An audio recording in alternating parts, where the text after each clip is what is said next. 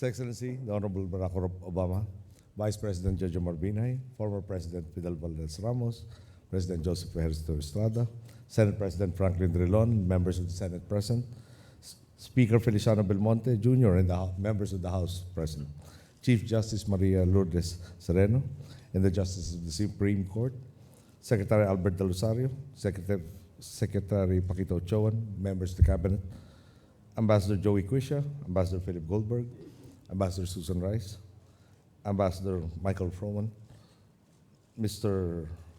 Rob Neighbors, Excellencies of the Diplomatic Corps, distinguished members of the U.S. delegation, honored guests, ladies and gentlemen, good evening. Mr. President, on behalf of the Filipino people, I welcome you and your delegation to the Philippines. Though your stay here in our country may be short, I hope that it will allow you to see and experience for yourself how indeed it is more fun in the Philippines, and that undoubtedly the Philippines works. Mr. President, the historic friendship between our peoples has been punctuated by visits from your predecessors. Your visit, the 8th by a U.S. President, has been a long time coming, and it marks yet another important chapter in our relations. Your presence here today reaffirms the strong bond between our nations. As a friend and partner of the Filipino people, an unwavering commitment to the growth and development of our nation.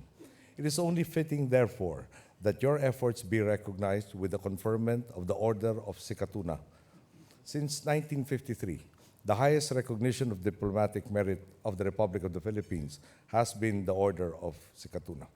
It is conferred on those who have fostered and elevated the bilateral partnership of our country with other nations. Tonight, I have the distinct pleasure to confer the highest rank, that of Raha or Grand Collar, on you, Mr. President, for your leadership and policies that assisted the Philippines in times of natural disaster, for helping uphold stability and peace by means of the rule of law in Southeast Asia, and for working with us to fundamentally raise the defense capacity of our country. Congratulations.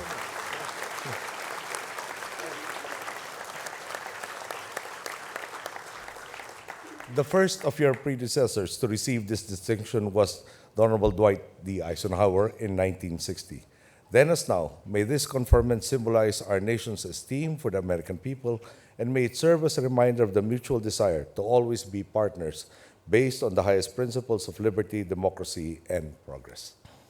Mr. President, our discussions today highlighted the ongoing dialogue and cooperation between our two countries as we adapt and the paramount challenges of the 21st century. The world has come to realize that stability is a necessary foundation of progress and prosperity for all our peoples. Alliances are deepened not only through a shared history, but also through mutual confidence and respect, which is constantly refreshed to give new relevance and purpose to our positive, long-standing relations. We are bound by the quest to turn our shared principles of democracy, human rights, and freedom into an inclusive reality, not just for our respective peoples, but for all nations. Mr. President, I've always taken to heart that in an increasingly complex world, it is incumbent upon all of us to be part of the solution and not of the problem. From the very first meeting we had in New York in 2010 to this night, you and I and the members of our respective administrations have worked together as partners and friends, finding ways to promote common understanding and to develop meaningful solutions to a great number of our era's dilemmas. Whether in strengthening our trade relations, security alliances, and people-to-people engagements, or encouraging more nations to commit to the open government partnership, an area where the Philippines continues to innovate, we continue to challenge ourselves to answer the pressing questions of these times. By what means can peace be sustained? Through what instruments can calamity be addressed?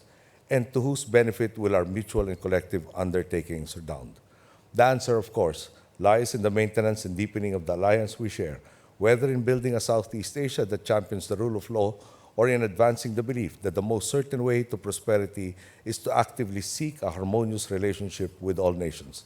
Mr. President, through this brief visit of yours, I am confident that you have witnessed firsthand how such values, our shared beliefs and principles, can transform a society as it has ours.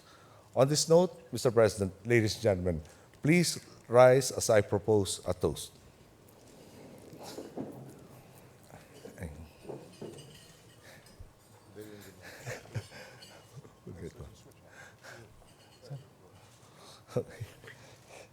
To the good health, happiness, and success of our dear friend President Obama and his family, to the continuing closeness and affection between Filipinos and Americans, and to the realization of our common vision of a more stable, more prosperous, and more inclusive international community. We say mabuhay. Boy. Boy. Boy.